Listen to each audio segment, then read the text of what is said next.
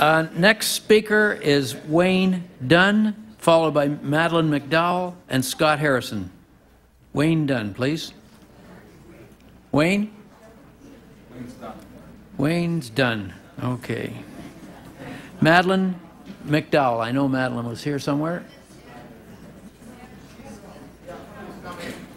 I see.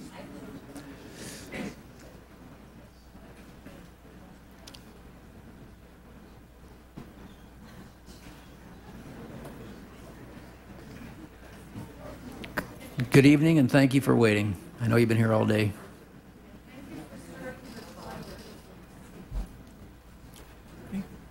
Okay. Last January, at the New Year's levy, I shook Councillor Ford's hand and said, "Don't cut the libraries." He smiled and nodded. I guess he heard you. The ability to learn is the ability to survive as an individual and as a society. And memory enhances that most important quality of learning, understanding, without which we experience only an overwhelming accumulation of information. Wisdom is a desperate need of society and is achieved with luck and a solid pairing of knowledge and understanding. The most important thing a society does is education. We provide public schools to develop the tools and skills of learning. We have free public libraries and city archives to provide access to information and facilitate lifelong learning. It is the absolute necessity of a functioning, egalitarian, democratic society. Whoa, I've just described my Toronto, a functioning, egalitarian, democratic society. Our public library system is the best in the world, providing free access to publications and learning dating back a century and a half to the Mechanics' Institutes of Confederation. I have seen Japanese tourists rush to buy the TPL blue and white canvas bags as a Toronto souvenir icon. Our system is known all over the world, and this logo is too. Now, our heritage gives us an understanding of who we are, where we are, and links us with Mother Earth. It is the abolition of the slave trade and the legalization of conscientious objection here in 1793. It is Mackenzie and our form of government and the Hall of Memory in the lobby downstairs, dedicated to those who died for it. It is Toronto's parks, ravines, and valleys, our emerald setting. It is the people's right to know and understand, and Toronto's fiduciary duty to support the resident knowledge and understanding, to facilitate it with the continued core funding of Heritage Toronto. Our built and natural heritage and its stories are a memory link for Ussans who live here 6 months or 6 generations. They form a major and visibly different city asset for attracting visitors. We must support both heritage preservation and commemoration. Thank you. You're getting right to the 3 minutes there now. Okay, well, I'm done. Thank you very much. All I was going to talk about then was all the things I'm not talking about.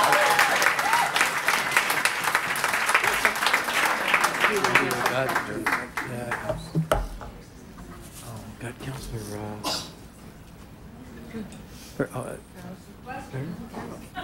No, they've back there. Doucette and David. I want to go take the blue line home. I want to get the order straight here. Councillor Doucette. What's so funny? Well, I've still got it. Councillor Doucette, Councillor Davis, Councillor Carroll, Councillor Vaughan. Thank you. Councillor Mahavik, sorry, didn't get to that side. Thank you very much for coming out this evening, Madeline, and I hope you are in time to catch a bus, because I know you have a bit of a ways to go. Could you paint for me your image of Toronto if we do not have libraries? Okay.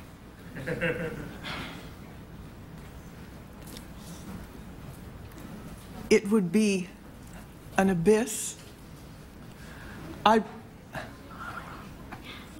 I'm a claustrophobic, so being locked in someplace, particularly overnight trapped, would be pretty bad. And I was sitting in the library the other day thinking, I wouldn't mind being trapped here. Okay. You know that I do impersonate the Junction librarian from who was the original librarian at Western Library, now Annette Street.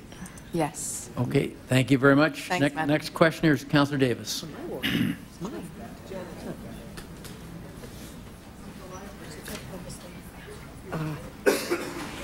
Madeline, you're from the west end of the city, Etobicoke, No, or you're involved in Etobicoke, York Township. York Township. Actually, I was the school trustee for Ward 8 in York, in the city of York for many years. That's right. But it was York Township when I started there. So whether it's York Township or It's the other side of the river. the other side. The Humber is the boundary between York Township and Etobicoke Township since 1793. Our only Canadian heritage river in Yes. well, anyways. So there's often been a sense that different areas of the city want or need different things. So would you say west of the Humber, they need libraries, childcare, recreation services? Got to be a quick answer here. Absolutely. Thank you. Thank you. All right, the next questioner is Councillor Vaughan.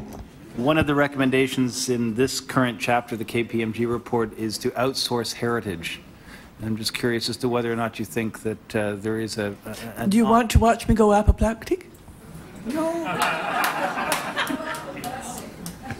I'd just like to get your It won't thoughts work. on it, if I could be so polite.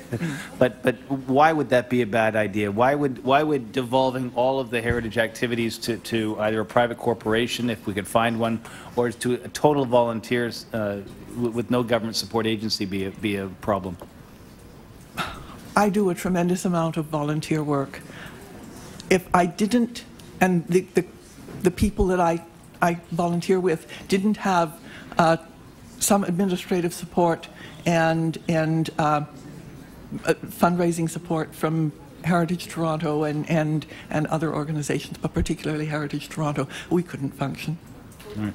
Just want to say it was a beautiful photograph, you in the Globe this weekend. Thank you very much. Next questioner is Councillor Mahavik.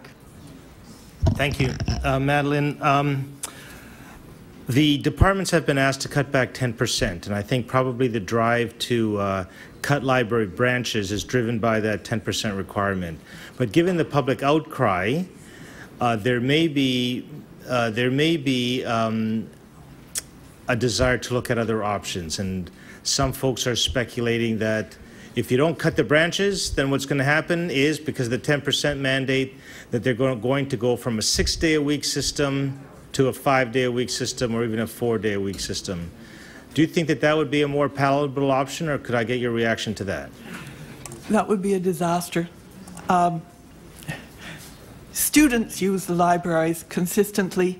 They don't have access, some of them, to internet and computers. The